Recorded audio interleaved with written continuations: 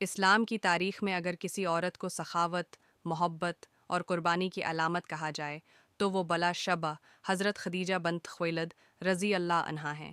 وہ صرف ایک دولت مند تاجرہ ہی نہیں بلکہ ایک ایسی عظیم خاتون تھیں جنہوں نے اپنا سارا مال، اپنی ساری دولت اور اپنی پوری زندگی نبی اکرم اور اسلام کی خدمت میں قربان کر دی۔ یہ ایک ایسی کہانی ہے جو تاریخ میں سخاوت کی سب سے روشن مثالوں میں شمار ہوتی ہے۔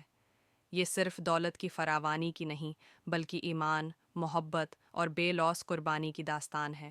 مکہ کی سب سے امیر خاتون حضرت خدیجہ رضی اللہ عنہا مکہ کی سب سے کامیاب اور امیر تاجرہ تھیں۔ ان کے تجارتی قافلے مکہ کے دیگر تاجروں سے بڑے ہوتے تھے اور وہ اپنا سامان شام، یمن اور حبشہ جیسے بڑے تجارتی مراکز تک بھیجا کرتی تھیں۔ ان کی دولت اس قدر زیادہ تھی کہ اگر مکہ کے تمام تاجروں کی دولت کو اکٹھا کیا جائے تو وہ حضرت خدیجہ کے سرمائے کے ہموار ہوں گے، برابر نہ ہوتی۔ مگر اس دولت نے انہیں کبھی غرور میں مبتلا نہیں کیا۔ وہ ہمیشہ ضرورت مندوں کی مدد کرتی تھیں، غلاموں کو آزاد کراتی تھیں، یتیموں کی کفالت کرتی تھیں اور بیواؤں کے لیے سہارے کا باعث بنتی تھیں۔ نبی کریم سے نکاح اور دولت کی قربانی حضرت خدیجہ نے جب نبی اکرم کی ایمانداری اور دیانت داری دیکھی تو دل ہی دل میں آپ کی عظمت کو پہچان لیا۔ انہوں نے خود نبی کریم سے نکاح کا پیغام بھیجا جو اس وقت عام روایات کے خلاف تھا۔ نکاح کے بعد حضرت خدیجہ نے نہ صرف اپنی محبت بلکہ اپنی ساری دولت بھی نبی اکرم کے قدموں میں رکھ دی۔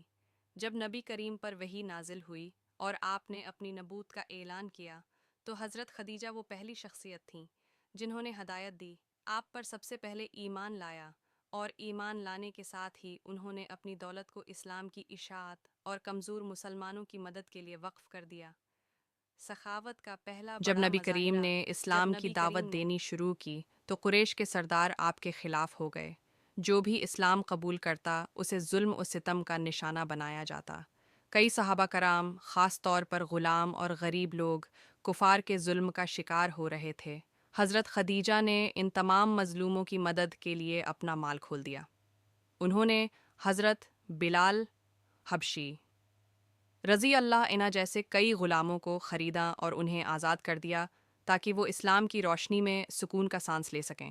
شاب ابی طالب میں 3 سالہ بائیکاٹ اور سخاوت کی معراج قریش کے سردار جب نبی کریم کی تبلیغ کو روکنے میں ناکام رہے تو انہوں نے مسلمانوں کا مکمل سماجی اور معاشی بائیکاٹ کر دیا۔ یہ بائیکاٹ 3 سال تک جاری رہا اور نبی کریم، حضرت خدیجہ اور تمام مسلمان شاب ابی طالب میں محصور ہو گئے۔ یہ ایک انتہائی سخت اور اذیت ناک وقت تھا۔ مسلمانوں کو کھانے پینے کی شدید قلت کا سامنا کرنا پڑا۔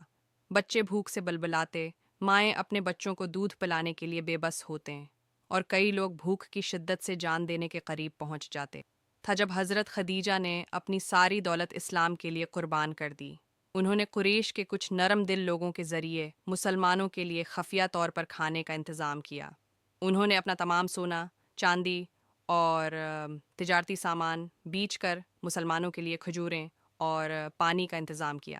جب مال ختم ہونے لگا تو انہوں نے اپنے قیمتی لباس، زیورات اور گھر کے سامان کو بھی فروخت کر دیا تاکہ مسلمانوں کی بھوک مٹائی جا سکے۔ یہاں تک کہ ایک دن ایسا آیا کہ حضرت خدیجہ جو مکہ کی سب سے امیر خاتون تھیں خود کھانے کے لیے محتاج ہو گئیں۔ سخاوت کا انعام اور آخری وقت حضرت خدیجہ نے اپنی ساری دولت اسلام کے لیے قربان کر دی۔ جب بائیکاٹ ختم ہوا تو وہ سخت بیمار ہو چکی تھیں۔ 3 سال کی مشکلات، بھوک اور بیماری نے انہیں بہت کمزور کر دیا تھا۔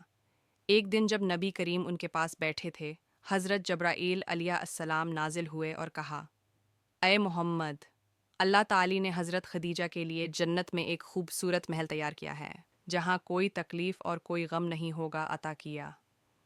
نبی کریم کا حضرت خدیجہ کی سخاوت کو یاد کرنا، حضرت خدیجہ کی وفات کے بعد بھی نبی کریم ہمیشہ ان کا ذکر محبت سے کرتے۔ ایک بار حضرت عائشہ رضی اللہ عنہا نے نبی کریم سے پوچھا، یا رسول اللہ، آپ ہمیشہ حضرت خدیجہ کا ذکر کیوں کرتے ہیں حالانکہ اللہ نے آپ کو ان سے بہتر بیویاں عطا کی ہیں؟ نبی کریم نے جواب دیا، نہیں، اللہ کی قسم، خدیجہ جیسی کوئی نہیں۔ جب سب نے مجھے چھوڑ دیا اس نے میرا ساتھ دیا۔ جب سب نے میرا انکار کیا اس نے مجھ پر ایمان لایا، جب میرے پاس کچھ نہ تھا اس نے اپنی دولت میرے قدموں میں رکھ دی۔ یہ وہ محبت تھی جو ہمیشہ کے لیے تاریخ میں رقم ہو گئی۔ نتیجہ حضرت خدیجہ رضی اللہ عنہا کی سخاوت صرف مال و دولت دینے کا نام نہیں تھا، بلکہ یہ ایک ایسی قربانی تھی جو ایمان، محبت اور وفاداری سے جڑی ہوئی تھی۔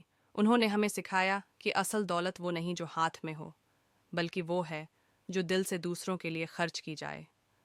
آج بھی ان کی سخاوت کی مثال دی جاتی ہے اور وہ ہمیشہ ایماندار، سخی اور قربانی دینے والی خواتین کے لیے مشعل راہ رہیں گی۔